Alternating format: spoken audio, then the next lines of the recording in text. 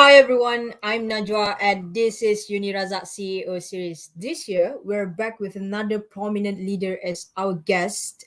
And in this series, we bring to you once in a lifetime chance to learn and to emulate from our robust corporate leaders who tops the list in the industry.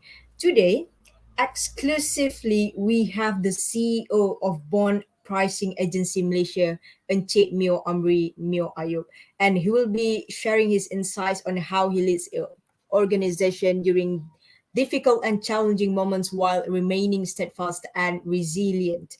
Taking a quick glance at his background, he graduated from University of Kent, Canterbury, United Kingdom, with a degree in actuarial science, and then he pursued his MBA in International Islamic University Malaysia, What unique about him is that not only he has more than 20 years experience in finance world, but he is also the one who progressively contribute to the development of bond pricing agency Malaysia as the leading specialist in valuation. I would like to invite our guest, our honorable guest, Mr. Meor Amri. Hello. Hi, Thank you Mr. for Meor.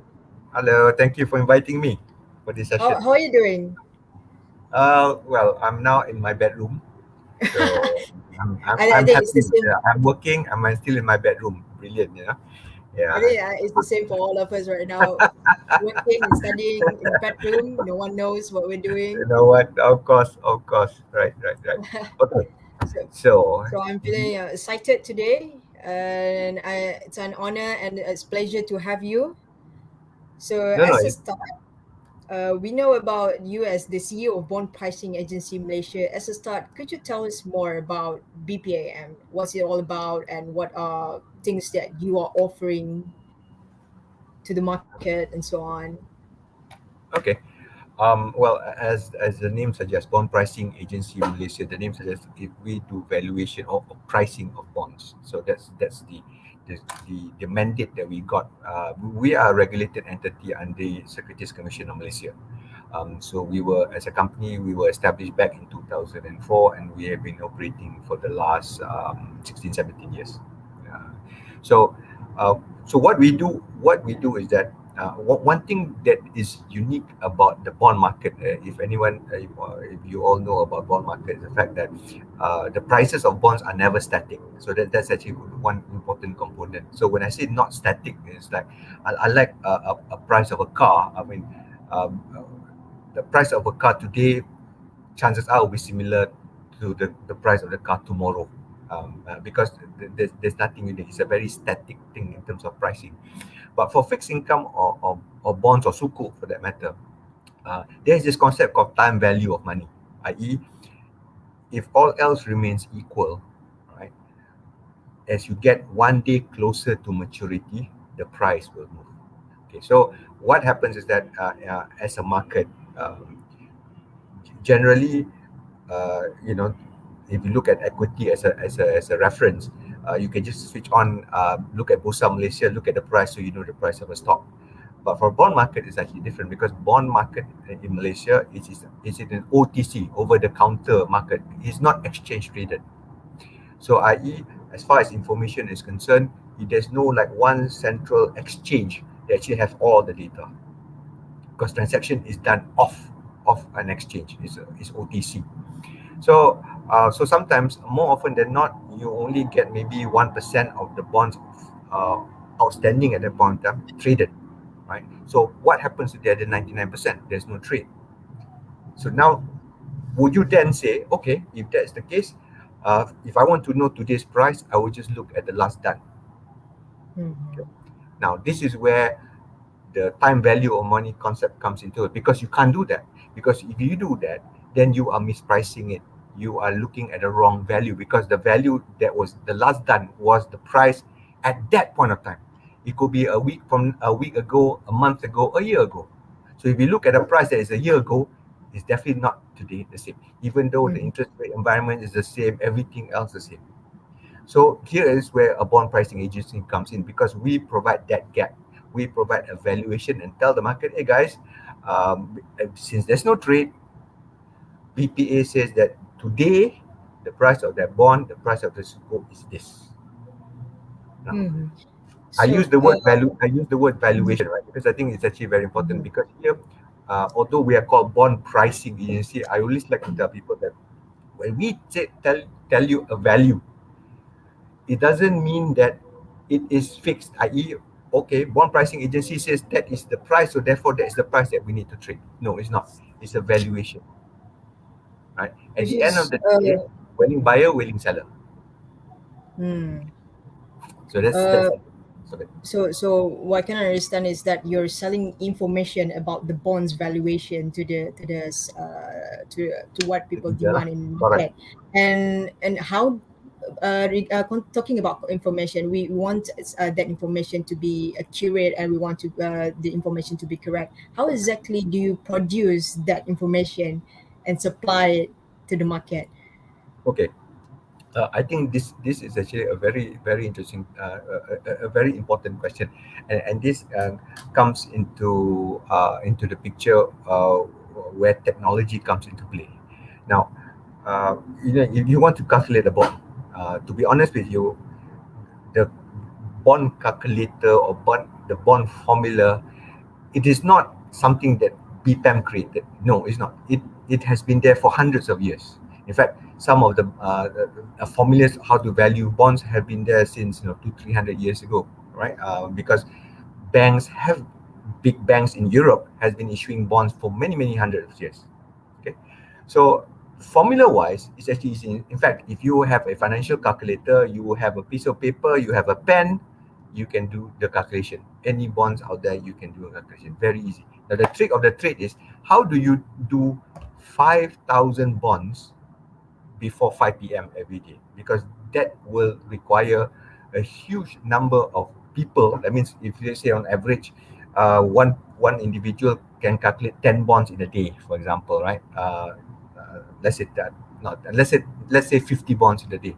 So if it's like you have 5,000 bonds, you need what, 100 people just every day just to do the calculation, right? You can't do that. You need to use technology to be able to reduce the head count, because as I said, time is money, right? So you need speed, you need efficiency in it. So this is where technology comes into play. You have to build a database properly. You need to design a system that will when you set up all the algorithms in terms of the various formulas and all that, automatically as the data feeds in, it will calculate, and that's how Hmm. you need to Understood. have the system in place. Okay, because I think that is actually very important.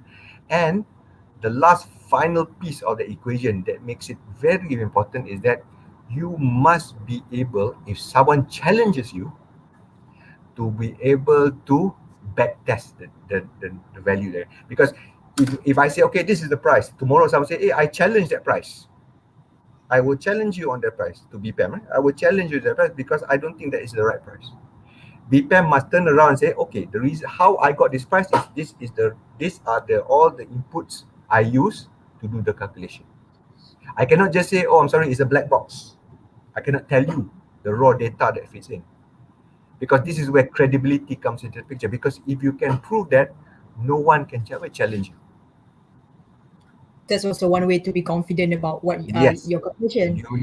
you need to have that level, because this is where the integrity of your work becomes very important, Yeah, right? as you said, that bonds are different from equity. We're dealing with bonds. Not only we're dealing with the concept of time value of money, but we're also dealing with risk, right? So talking about risk of bonds, which also affect the small company, and because they need a deep pocket to deal with bonds. How this kind of risk is balanced in the market of in the world of bonds between small companies and also big companies. Okay. Are you asking from the perspective of investor, or you from the perspective of issuer? Perhaps from investor. Okay. From investor's perspective. Okay. Um, if it's investors' perspective, whether you are a big player or a small player, both of them should be able to look at it in the same thing. They have to see it the same, because it's all about risk. It's about volatility, returns, risk to return, that sort of thing. So, Hmm. um, whether or not you're a big multinational company or you are a simple a person who invest in bonds, if you can invest in bonds, right? Generally, they all follow the same principle, i.e., they have to say, okay, what is the credit risk? Once you know the credit risk, the next question they will ask is, okay, does that credit risk fulfill my investment criteria? Because every individual, every organization will have their so-called tolerance limit in terms of what they Mhm. can invest, what they can't invest. Okay, so that's the question, the second question, and the third question that they need to ask themselves is, okay, if I invest, how long is my investment horizon? Do I want to Mm. keep it short term, medium term, or long term? I.e., maybe within 6 months, 3 months, or perhaps I can keep it for 1 year. But these are very key components. But that those questions are common to all clusters. Okay, that's perspective of investors. Mm-hmm. So I do have a wonder. Could you share with us what was the path you take back then to the point that you are now standing as the CEO of BPAM? Okay. Perhaps you would like to know Um, about that. okay. Uh, when I remember when it was in 1986, a year before my SPM. Yeah. So this is an old story. I suppose at that point of time, every kid who is 16 years old had a very hard choice what they want to do after SPM. Right. So for me, to be honest with you, some of the basic options available to me was three: be a doctor, be an engineer, be a lawyer. Okay. I'm not sure this generation whether you have the same option, but that was the We still option. have that expectation. We still have that kind Okay. of expectation. So that was my expectation. But for Mm. me, um, my dad is an engineer. My mom is a legal side, right? But none of my direct relatives were doctors, right? So, but at the end of the day, what made me choose what I chose, i.e., I did actuarial science, was the fact that um, I search within myself, say, okay, what is important to me? What do I think which is very important? So for me, what's important, what I love is the fact that, oh, I love numbers. I love to be able to look at numbers and able to predict something out of it.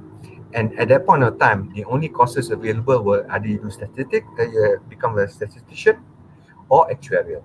I chose actuarial because why? I said, okay, perhaps actuarial will give me I learn a bit on the number theory, statistics, big numbers, and all that, just using the data, and then trying to predict what is the probability of death or morbidity and all that jazz. So that was the choice that I took. Now, having taken that, you notice that I didn't say that I want to be an actuary. Yeah, Yes, no. I did not. I did not because I went for the course because I want to have the skill. That is the skill that I want. I didn't want to become an actuary. In fact, after I finished my degree, I didn't join an Mm. insurance company. I went straight to central bank, Bank Negara Malaysia, and all that. And I didn't do any of the professional exams. So I just did Yeah. the degree only. I didn't do the professional exam because this is not what my target was. My target was actually looking at data. And on hindsight, today, right? um, that time that was my understanding, but after realizing and trying to looking at my thought process, then I realized, hey, actually what I was through logical thinking, I found out that I understood that information is key. Data information, that will be the so-called um, uh, the gold standard of the future. I mean, Mm. you have like gold. Gold has is the gold standard in 1,000 years ago. Oil, the gold is the gold standard. Black oil was the gold standard. 50 years ago, right? Now it's information, and in fact, now it proves that information is the new standard as far as wealth is concerned. Because if you look, all the richest people in the world sells nothing physical but information. Mm. Information becomes a very valuable asset, right? So this is a I mean, you look at Facebook, you look at all kinds of. I mean, I can give you a Yeah. list of it, but all the billionaires in the world are there. It's about information because this is actually very very important, right? So Mm-hmm. so now coming back to now, um, I because I had this so-called spark back in 1986. I was actually in a position to be where I am. Oh. Yeah, because like for me, I wasn't backpedaling, trying to learn, trying to go up the steep learning curve, trying to know more about even like the concept of digitalization, right? Right. Mm-hmm. Everybody now, a lot of organization, unfortunately, they suddenly realize that, oh my God, I should have done this years ago. I should have done the digitalization process years ago. Because of COVID-19, I have to work 7 day week, pay millions of ringgit for consultants trying to digitalize their operations, right? Because suddenly the realization is there. So I was lucky that I actually got that realization 30 years ago, 40 years ago. So that was my advantage. So I'm here. In fact, I became the CEO. I became the CEO of BPAM in 2008. I was 38 years old. Oh, quite young. You're a young I CEO was, back then. I was, yeah, I was, yeah, I was, yeah, COO in 2007, CEO in 2008. Hmm. Right? So So, yeah, based on your sharing and so on, I could see that you have involved in this financial environment. You have been involved in this financial field quite a long time, and I think you also can see how the financial services evolve from time to time. And then for those who are used to or studying finance or who are used to deal with finance, they might know about the blended term that we call as fintech, financial technology. Could you okay, share with us how financial technology or financial environment was different back then, and how do you see it evolves, and what is the potential of fintech in Malaysia, basically? okay. Um, this word fintech, I think Mm, this is, I think fintech is the buzzword of the day, lah. Because what is actually most important is that fintech, if you look at it in terms of the definition, is all about efficiency in delivery, efficiency in cost management, efficiency in production. You aggregate everything and it becomes fintech. You use technology, financial technology, to make sure that you get all these advantages, all this efficiency. So, if you realize the fact that fintech is just the buzzword of the day, actually you can see that fintech has been done many many years ago. Have started mm, a lot of things that as new technology comes in, people will start to see, okay, with such a new technology, how can I increase the efficiency in terms of delivery, the efficiency of cost, the efficiency of production. Okay, so now as you see more technologies coming in, you start to see a lot of areas whereby people say, okay, last time we couldn't look at these processes. Now we could, because the technology has allowed us to do it, and then things. mm, But of course, because of the speed to which now technology has been developed, you start to see that there's an explosion of changes, and the concept of fintech becomes, everybody say, oh wow, this is exciting. This is yes, it is exciting. It is actually a brilliant opportunity, especially for young people like you guys, because this is an opportunity for you to make a change. mm, To be honest with you, if you started work perhaps 20, 30 years ago, right? I still remember when I started in Band Negara, Malaysia. I'm sorry if anybody from Band Negara, is not to kutuk you all or anything like that, but I remember 160 staff, there was only two PCs. That was in 1992 when I joined Band Negara. 160 staff, two PCs only to be used by 160. Our table, we have no one has a laptop on the table. Of course, desktop definitely not. We only just have a notepad, six pencil, and eraser. So we write memos. We have to write, and then once we have we take we take that piece of paper written. We go to the typist. The typist will type, and that's the purpose of the two PC. It's for the typist. It's not for the executives. Now, how things have changed within the space of 30 years, 1992, 2001, 30 years, the change is humongous. Now, you don't even need an office. You are working at home. mm. You Like for me, I'm now working in my bedroom. I don't know about you, but I'm Yeah. doing my bedroom. Now, can you imagine? This is a live feed through YouTube, and I'm doing it to my bedroom. You know, so you can see that the the the, the way that people uses technology would be whatever technology is available.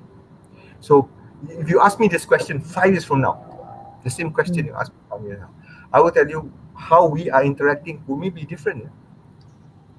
Maybe different. We do not know because we do not know what type of technology that could be able to come, going forward, right? Um, in fact, there's this joke lah, that they used to say right now. This new technology whereby you can swipe people's face into somebody's body and so on and so forth, right? You can also then have AI. Now you have speech, AI for speech. That means you can get a robot to read text and it sounded as if it is actually spoken by a live person. I don't know whether Mm-hmm. there's technology is already there, right? Come 5 years from now, some person that looks like me can be interacting with you, but I could be holidaying somewhere on the beach. I'm getting my AI to do the interview on my behalf. Now, You this can is have a just a clone. futuristic thing, all right? And perhaps my AI is actually talking to your AI. You could also be somewhere. Mm-hmm. Yeah.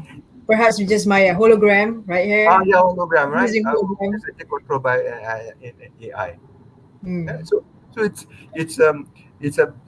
actually a very exciting time because there's a lot of opportunity. Not like last time. Last time there's not a lot of opportunity because not of technologies that's actually available. Now there is. Right. Mm-hmm. So yeah, it's exciting times, as far as Mm-hmm. fintech is concerned. It's just that currently now what has happened is that sometimes there is this, they call it an exuberance of adoption, because when people Mm-hmm. say, oh, there's a new technology, therefore we must adopt. That type of thinking sometimes is like a knife, like a two-edged knife, right? Yes, you have the positive side, but you also have the negative side. So sometimes Yeah. you cannot just adopt for the sake of adoption. You must look at, okay, I adopt for what purpose? What output do I want to create? What will be the benefit to the individual? What will be the benefit to the society? Right? So all these questions are, these are moral, ethical questions. When if you study economics and all that, right? Unfortunately, the subject on ethical morality, Mm. okay. I remember my Governance course and in other economics, right? It's a very, yeah. in fact, it wasn't even one class lah. It was like part of a class, like maybe 10 minutes Mm-hmm. of that 1 hour class. That's it. I'm not sure now if you do economics, is that like a module about uh, it, Mm. morality or ethical behavior, all kinds of thing, right? Because it's actually very important. Um, you know, uh, Mm-hmm. and if you look at, I think a couple of days ago, United Nations suddenly highlighted the risk of AI to the Mm-hmm. human, to the individual. Actually, if you read the statement and you understand what it's trying to say, it's not saying that AI is bad. No, what they say is AI without any rules is bad. You must have rules. As human, even though we are human, we are transcendent being, right? We can think, but even that, so we work operate under rules. So if we as human beings have to operate under a set of rules, and AI should also do the same. So this is the argument, So technology, yes, Mm-hmm. I'm all for it, but you must Mm-hmm. understand how you actually use it. That is important. Yeah, I do agree, and also I do believe that all of this AI will somehow will shine our life in the future, and in fact right now. But how it transcends our imagination, it also have some kind of limitation that require us to be prepared, and also just to make sure that we are advanced. We have the advance over the technologies, and one of the things that I believe prepping us or preparing us to for the future is our education. So I just wonder if you have like a opportunity or chance to give us suggestions to the ministry education or some kind of educational institution, any suggestions to them, like, hey, this is something that you should teach your students. Hey, this is something that you should integrate in your educational system, because we as the company, we need a student with that kind of skill and so on. Do you have any kind of suggestions, just to speak? Okay. Um, To be honest with you, I'm going to answer that question that may disappoint you. Okay. Honestly, whatever you see, education. A lot of people have this notion that okay, an education is supposed to prepare the student for the working life, right? That is a correct, is a right statement. But a lot of people misconstrue that idea. Is that okay? That means once you come up, once you come up from university, you can start running, do stuff, and all that jazz. That is wrong. Because what happens is that you have to understand when you are actually working, you're joining the rat race working, right? This is where new things are. That means whatever you do, you are actually the right real, you know um, right at the edge of technology. You're doing whatever that is actually the most relevant, because if you are working in a company and the company is using technology that is 10 years old, the company will fight will to be honest with you, you won't last long. So every company who wants to succeed must future proof itself, right? So when you future proof yourself, that means you always have to invest in new stuff, new technology, new way of thinking, new skill sets. That's actually given. Now you talk about education, right? There is no way, and I'm going to say a lot of people may argue otherwise, but this is my view. There is no way that you can set a sort of education system in place whereby everybody knows the ultimate, right up to the age, the latest tech. This is difficult. But what you can do, and this is actually very important. See, when you talk about new technology, when you talk about developing new stuff, looking at how to improve efficiency and all like that, right? To be able to see what can change, you need to know the DNA. You need to know the basic stuff, because there's no way if I can just take anybody from the street and say, "Hey, I'm sorry, please, can you do a? I need you to be a surgeon." You can't, because they don't understand the concept of a body. That sort of thing. Where to cut, how to cut, and all that. Yeah, so they need to learn, right? But now, if you look at doctors now, you have heard of stories whereby now they even do remote operation, i.e., to robots, internet. The specialist could be in one part of the country and they can do operation from another part of the country, because you can do that. So that's the new tech. But to be able to do the operation, the doctor, he or she must understand the concept of being a surgeon. So, in this instance, as a student, the universities must be able to tell you, okay, guys, this is the financial market. This is the DNA of a financial market. What makes a financial market? How a financial market? What is supply and demand? Because once you understand the basic concept, right, when you join the rat race and someone shows you, oh, this is latest tech, immediately you can think, okay, with this latest tech, I know about all this historical stuff. Maybe this can help create efficiency for this processes or that processes, or a series of processes. But if you do not know the principle of the DNA, it's difficult, right? So, to be honest with you, I believe whatever that you guys are learning is fine, excellent. I think it's enough, because once you know this, right, you can definitely support. You can actually support your seniors when you join, because you are juniors, right? In organization, you can actually support seniors. You can look at them in terms of experiencing or learning from their experience. What are the things to be done? How is it be done in the real working life? Which is very difficult to replicate. I think people always have the assumption that okay, whatever that's happening in the working life, let's try to replicate it in the universities. It's difficult, because what's happening in working life is forever moving forward. It's always projecting, it's always growing, it's always improving. You have to talk about syllabus. You have to commit to a syllabus that is 3 years old, 3 years, a degree that's 3 years. I mean, if that's the case, can you imagine your syllabus changes every half year, because one new developments come in, right? Mm-hmm. You die standing. Yeah. You as a lecturer die Yeah. standing. I mean, you know, but you need to know basics. I think that's important. Once you know basics, Mhm. because that is your buffer. That is your buffer. Mm. Right? So I think whatever our system have is fine.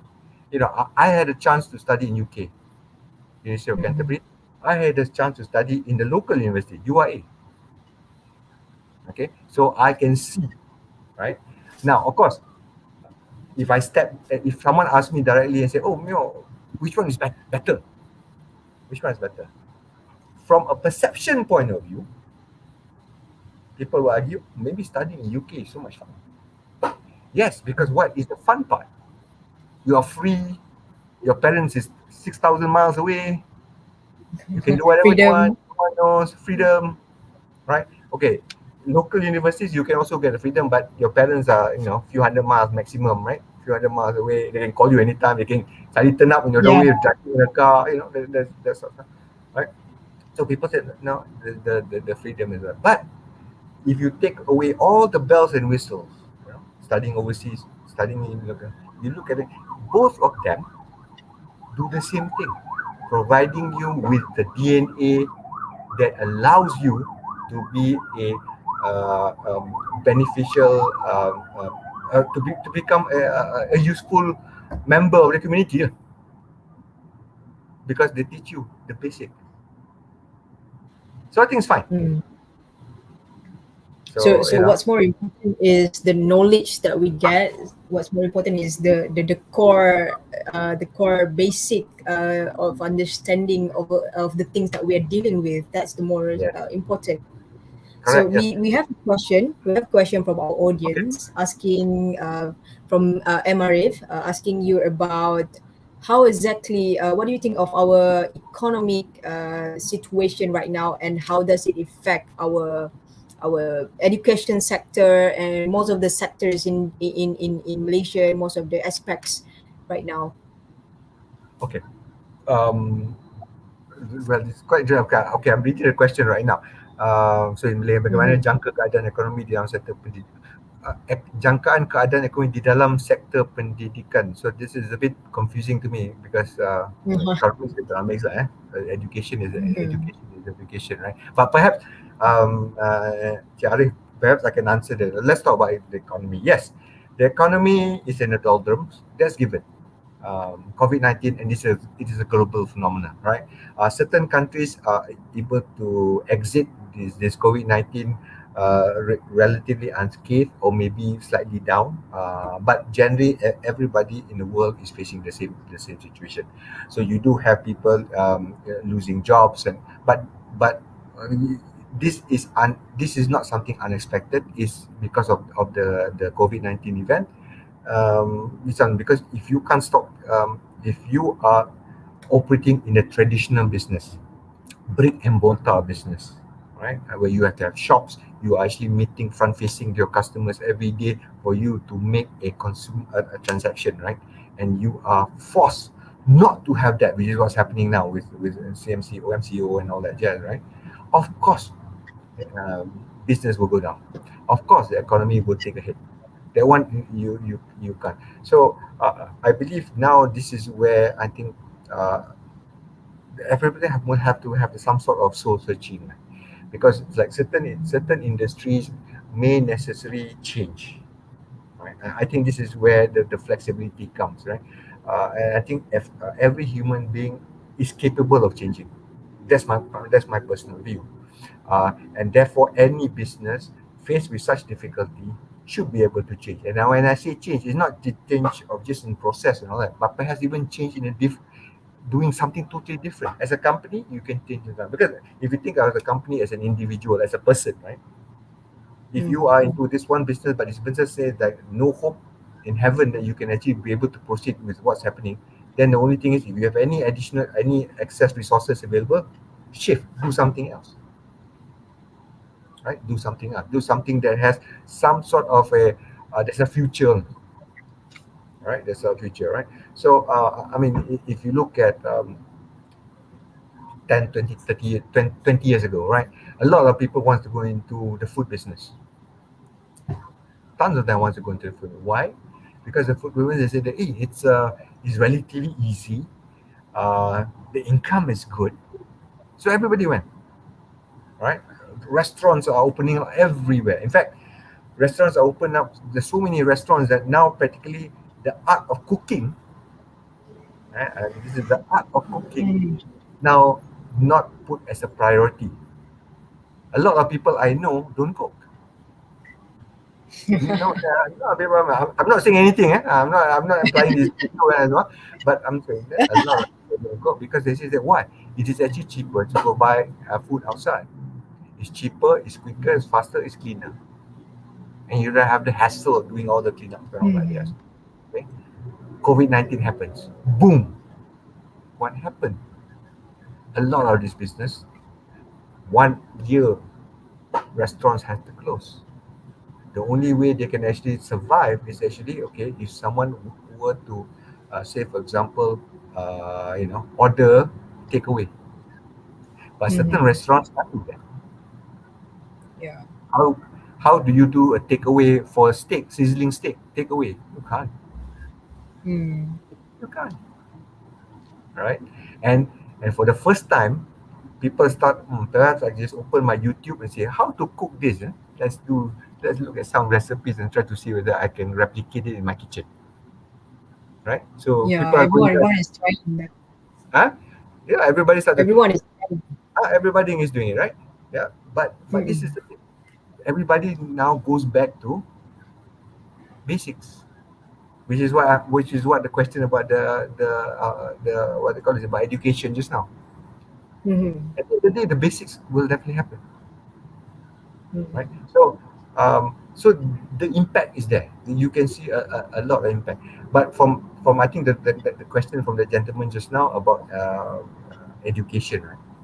Honestly, if you Mhm. are a researcher right now, if you are a PhD candidate right now, this is the best opportunity because this opportunity tells you how certain economies, how certain industries react to the crisis.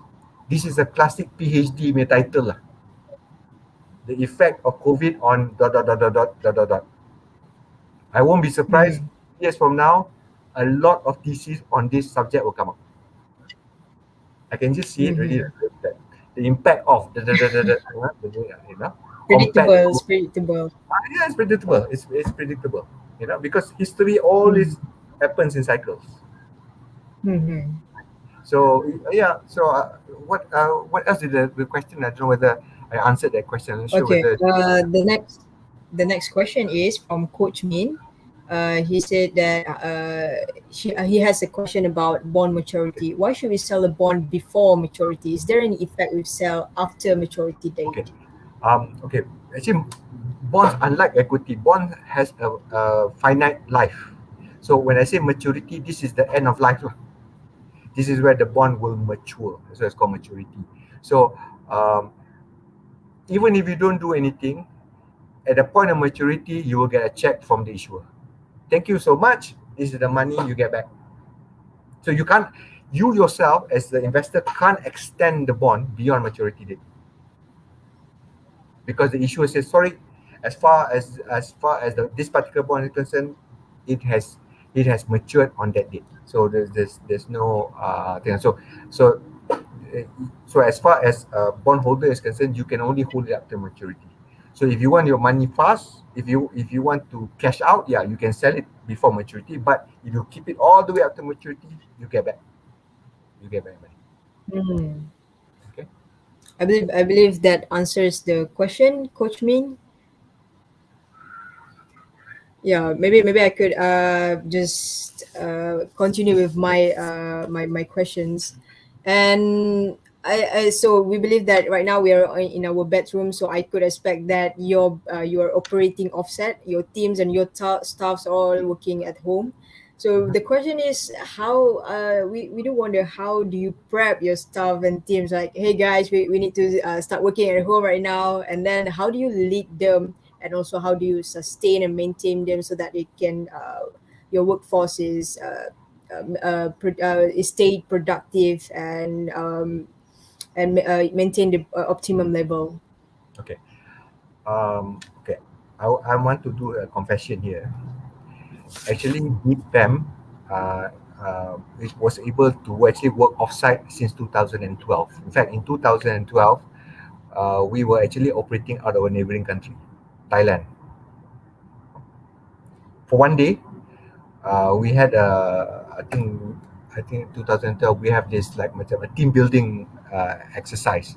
As you know, bond market is a 5 day week, Monday to Friday, Monday to Friday. But Mhm. you cannot go to Thailand just for fly off on the fly off on the Friday evening and then do a team building for just one day and then on Sunday fly back to KL for Monday. It's difficult. So we need to actually take a couple of days, right? So we go on the Thursday. So in 2012, what happened was we actually did all the valuation, all the exercise, not only out of the office but out of the country. Because at that point of time, the technology was already there. So from BPAM's perspective, we already have set in place the necessary infrastructure to be able to work from home or work anywhere else. We don't call it work from home; we call it anywhere else in the world, even back in 2012. So because see, as a company, we're a small company. We are 33 of us, right? 33 of us, and we're a young company, right? So back in 2012, I was what 42 years old. So I have a lot of staff that's younger than me who are just starting out, having babies, toddlers and all that. And a lot of them said, "Hey, Mio, is there Mhm. any way I have a problem? I need to take leave. I need to do because I got to do all kind of stuff." No issue. I mean, the concept of work-life balance is very very important. You can say no, you have to work. So I mean, but what I Mhm. thought was, hey, perhaps to make life easy for everybody is that perhaps we have a facility whereby, hey, as a parent, young parent, you need to be at home or wherever, but you can still have access to can do your job, right? So we created the infrastructure already in place. In fact, that was the ultimate test to see whether it is feasible or not to do this. Everybody out of the office and to do it. We did it, no problem. Everybody thought, we were working out in Kuala Lumpur Mid Valley, whereas we are not. Mhm. Okay, so because the energy was already there. Now, motivating stuff, right? Again, um, it is a very difficult thing because you see, and this is a very important message that I would like to send to all the audience here, especially the students and all that. In any organization, right, for the organization to work, you must have teamwork. There's no such thing as being an individual. There's no such thing that is me versus them. It doesn't work. If you believe of that concept, oh, I'm the professional, so therefore everybody kowtow to me. You can be successful, but it will not last because Mhm. everything works as a team, right? Everybody was as a team. So it is very important for this concept, right? In fact, if you any of you here who has done a postgraduate degree, maybe like for you as well, you're doing your degree now, right?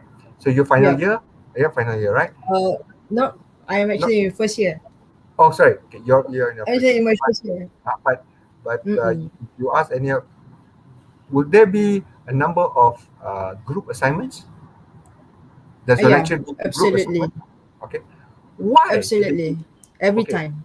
okay, Mhm. because you see, when you have group assignment, what is the when you have one person in your group who's not pulling his or her weight? What's your first impression? Useless fella lah, Yeah, you it because the has. group cannot get an A, the group cannot get good Mhm. score. Betul tak?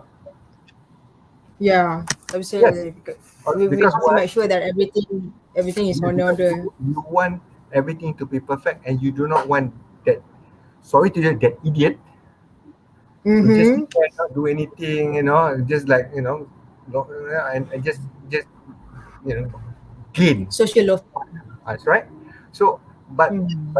this is a very important learning skill. In life, this is quite common. Yeah. In life, this is quite common. The trick of the trade is to understand that, okay, when you're faced with such situation, how best to maximize. How best to maximize. I remember. You must remember when you're in primary school, what was your target in Mm-hmm. every exam? Hundred So percent, it was correct? fighting. Yeah, Hundred yeah, percent. 100%. Hundred Mm-hmm. percent.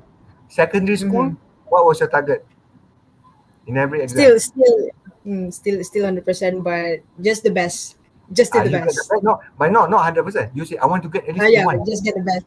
A1, not even 100%. A1 saja. That means what is Yeah, A1 yeah. limit? 92%. I get 92 pun cukup. I'm happy. What is your target now in your degree? I would say Dapat honors cukup lah. Pass lah cukup. Asalkan pass yeah. cukup. Right? I So will you also notice that. always target the best. Yeah. Yeah. Mm-hmm. Yes. But but you notice that uh, expectations now has started to change based on your understanding and how the world works. Hmm. Sometimes you cannot be a perfectionist. Because if you are a perfectionist, and then when even as an adult, you will reach a situation whereby you get so stressed. You get so stressed that you will be facing with health problems. I'll be honest with you. You have to take the punches, as they say. You have to look at, okay, if I'm faced with such situation, how do I do this? Okay, like in my organization, let's use my organization as an example, right? What happens Mm-hmm. if I find someone who is not able to perform, right? Hmm. Now the question is not that, you see, you can marah, but that doesn't work because you have to understand what is the crux of the problem. So you need to ask, okay, is it the ability to do the job? Is that an issue to you? Is it the skill set that you have is incongruent with the job that you need to do? If that is the case, can we reassign you to do something that fits your profile, fits your ability to do, right? So this is where it's very important that you need to be very, very flexible there. Hmm. Very, very flexible there. Okay, okay, if you can't do this, I'll let you do this. Then it'll be a happy kind of thing. So that's the thing. As a team, to be able to get the team motivated, you need to actually identify, okay, team members, what are their strengths and their weaknesses.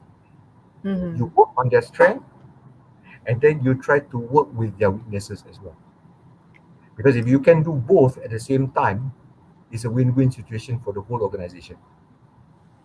So yeah, so that's what we means by teamwork, because it will work as a whole body. Everything has to work in order, and everything has to support each other. So Correct. moving to a question from audience, from Rainin.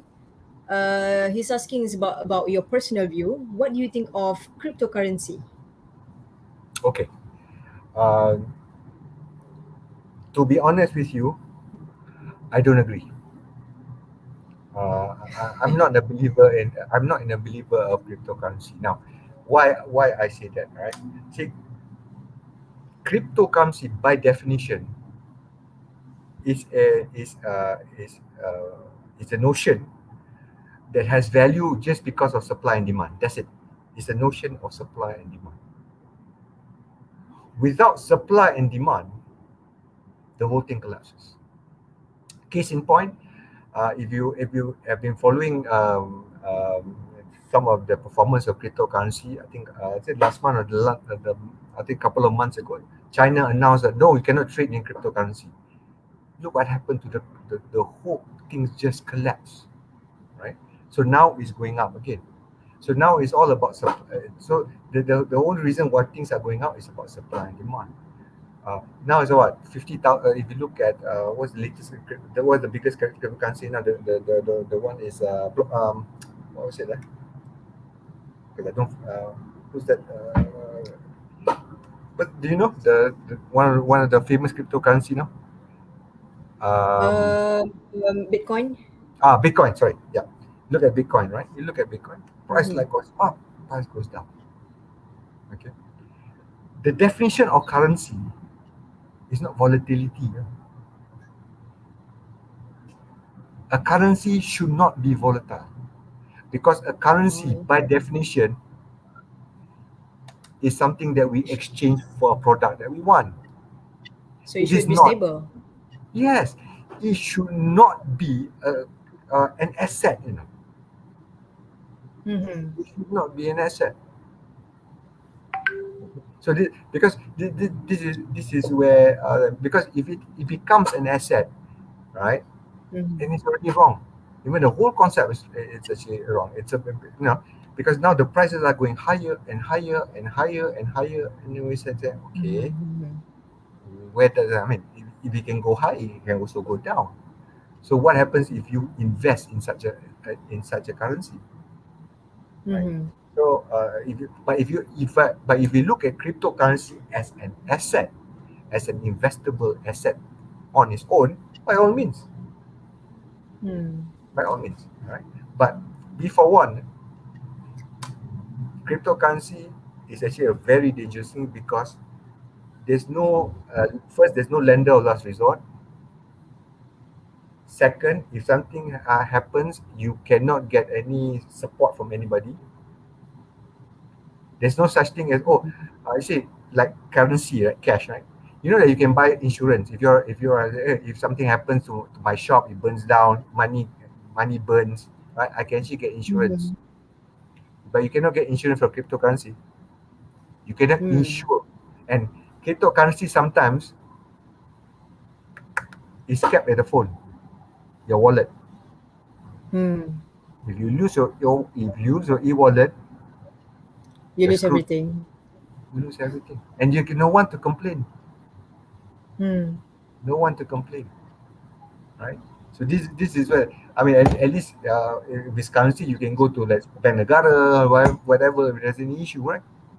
So for me, Mm-hmm. that's why for me, if I look at things whereby the growth is a bit too is phenomenal growth in terms of value, then my next question will always be okay, what is the intrinsic value of that asset? Mm.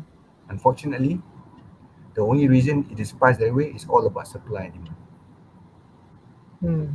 So I hope that answers the question for our audience, because we have an next question from Amran Amraini asking about bond pricing, regarding one of the factors that actually influence the bond price determination. Okay. Um, so generally, if you look at bond pricing, there's few clusters. The first one is credit rating, credit risk. So this is the fact that the higher the credit, the lower the price, right? Um, you also have interest rate environment. So the interest rate if the interest rate environment is actually very high, the value is actually very low. So they have that inverse relationship, right? And then the third one is the structure of the bond itself, because you can have certain bonds that is, say for example, coupon bearing, i.e., every year without fail they will give you money like a dividend every year for the next 10 years, and then after 10th year you get back your principal plus the dividend for the 10th year. Some could be a zero coupon, i.e., you invest today, you get nothing for 10 years and you get everything in the last year. Mm-hmm. Right? And you have multiple options of that, right? So Mm-hmm. that affects the value of the bond, because at the end of the day it's all about supply and demand. So if you are, say for example, you are a retiree which what has a lot of money, say okay, I want to invest in bonds, for example, I want to invest, but because I'm a retiree, I need to have annual income because to pay for Mm-hmm. my daily expenses, right? So I would invest in coupon bearing bonds. However, if you are, say, for example, you're a young parent, you have a child that is going to go to university in 10 years' time. Actually, I don't need the money every year. So what I do is I buy a bond that gives me lump sum in the 10th year. So I can use the money to pay for his university education, his or her university education. So it's choice. Mm-hmm. Because of this different choice, the demographics of the consumer, the price will also move. Right. Mm-hmm. So I hope that explains that question. Thank That you, question. Mr. Mior, and I hope that answers the question from our audience. So we're gonna move to our last question, perhaps. So I'm a taxation student, and most of my friends also, they study accounting and finance related courses. And we, as we are talking about how the industry evolution and also AI, we, I think, I believe that we are aware of how things are going to change for us, on especially on how we're going to do our works when we enter our working environment and so on. So do you have any kind of advice or mindset that we could adopt so that we could mitigate all of the challenges the moment we enter a highly challenging and competitive work environment? Okay, the first thing that everybody must realize is that change is inevitable. Change will happen regardless whether you want it or not. It will happen. So if you realize it on day one, the better it is, right? So change will happen, right? Uh, another thing that you need to use, you need to also remember is the fact that, remember I talked about technology, how it actually, Mm-hmm. the concept of fintech is actually about increasing efficiency, right? So automation, Mm-hmm. AI, and all that. Just now, a lot of people have this concern that AI will kill the job market. AI will make Mm-hmm. a lot of people redundant. But remember, I highlighted just now, I think in the middle, I said something that as human beings, we are adapted to change. We can change, right? You cannot say that, okay, I want to do this and I will want to do this only for the rest of my life. No, you can't do that because things change, right? People get older, so you need to be able to follow the flow, as I see. So it's actually very important. I'll give you an example, right? Now, in Mm-hmm. BPM, when the company started in 2004, we have a big team of data entry executives.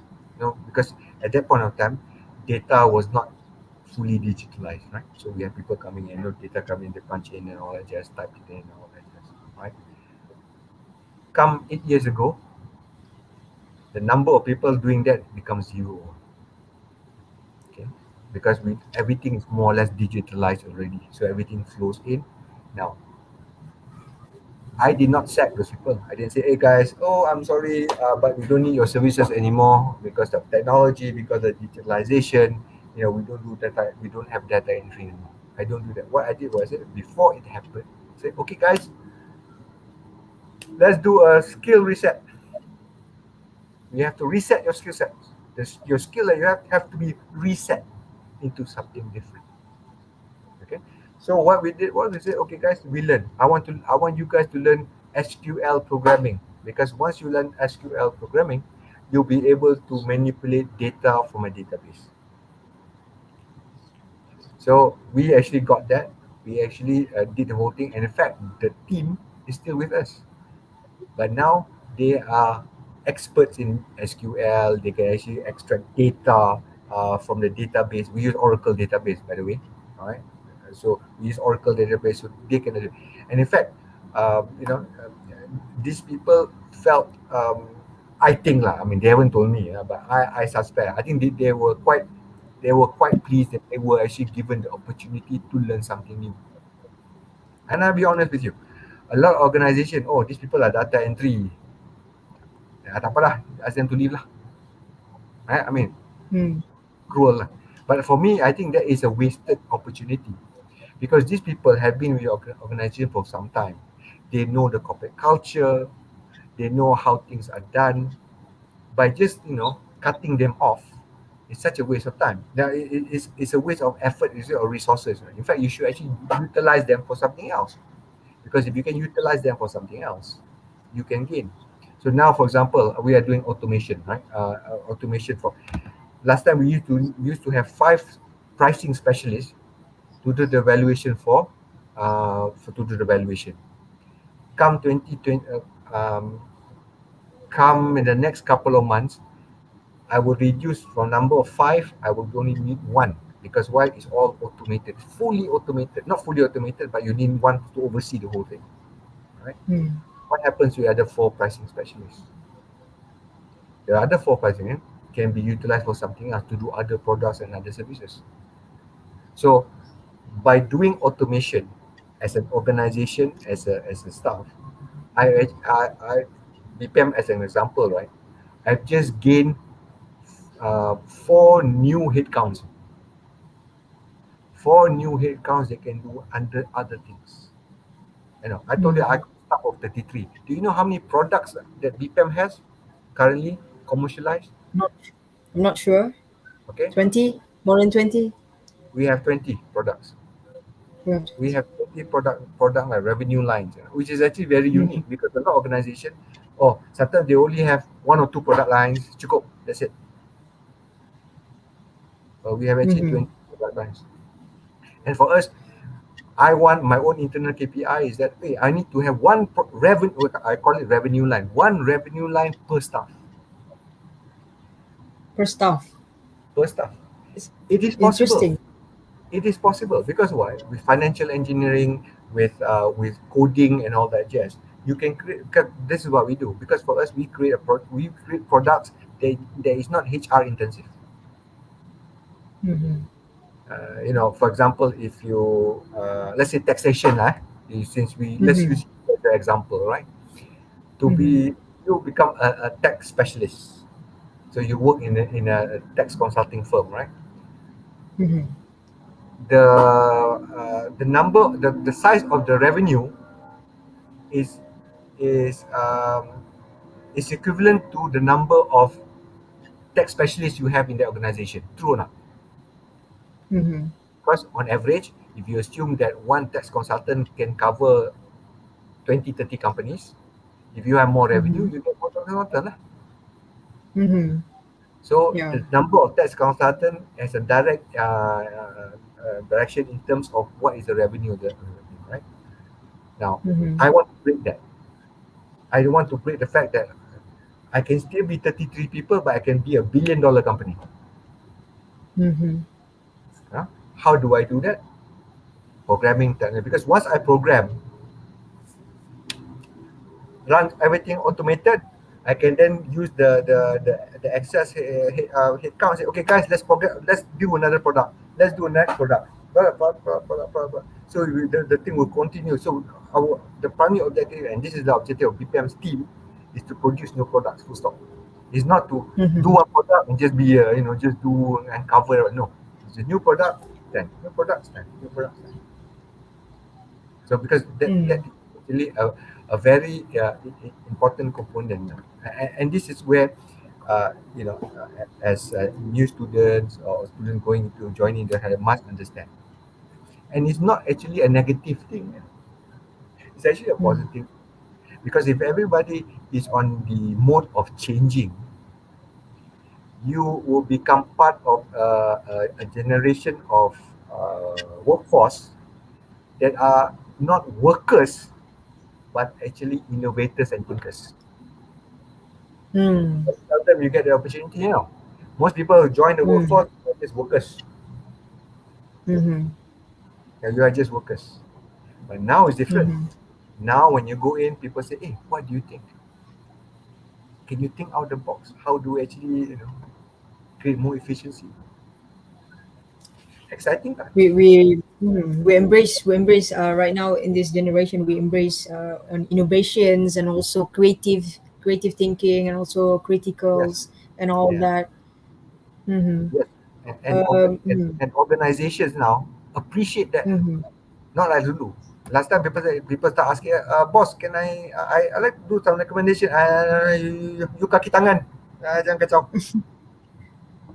You There's know. no chance for people like that back then, but now Yeah, everything now is different. opportunity. I say, hey boss, I got something. Maybe this one could help us. Cerita sikit. Yeah, Mm-hmm. different. Mm-hmm. That's why It's I said now it's different. exciting times. Exciting times. You guys should not be worried. You should be happy, provided you can find a job Mm-hmm. lah. Yeah. So so maybe I can apply job in BPAM one day. Okay. Okay, you guys, if you go to our website, we also got social media and all that. You can search, right? But you go to our website, Mm-hmm. we have a screen called career page. So there are positions that are open are all there. So have a look at it. Mm-hmm. You get to know about the company and Mm-hmm. all that. Yes, yeah. Mm-hmm. By all means, do. It's there. So www.bpam.com.my. Yeah, That's the website. Right? Thank you. Thank you Do so join our much. social media. We're social media, yeah? Mhm. Yeah, it's unfortunate that I have to announce that we have come to the very end of our session. We do drag it away because our discussion has become so much interesting, talking about all of the changes and also the automation and so on.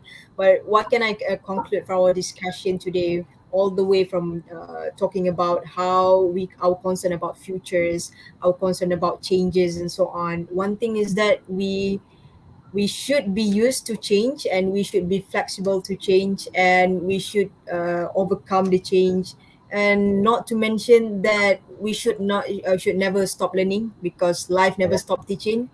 That's that's the right. key point here to overcome any type of changes, any type of obstacles that uh, we are facing and what we are dealing in the future and so on.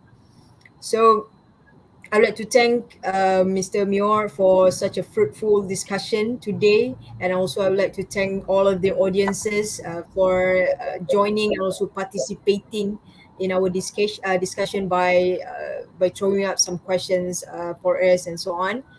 And before we end our session, I would like to ask the all of the audiences. There will be a survey link in the comment section in YouTube, so your participation in that surveilling is very much appreciated. Please just a few minutes, spend a few minutes to fill in the forms so that we can improve and so on. Thank you, everyone. See you again. Okay, thank you. Bye bye. Thank you, Mr. Mio. Okay, bye bye.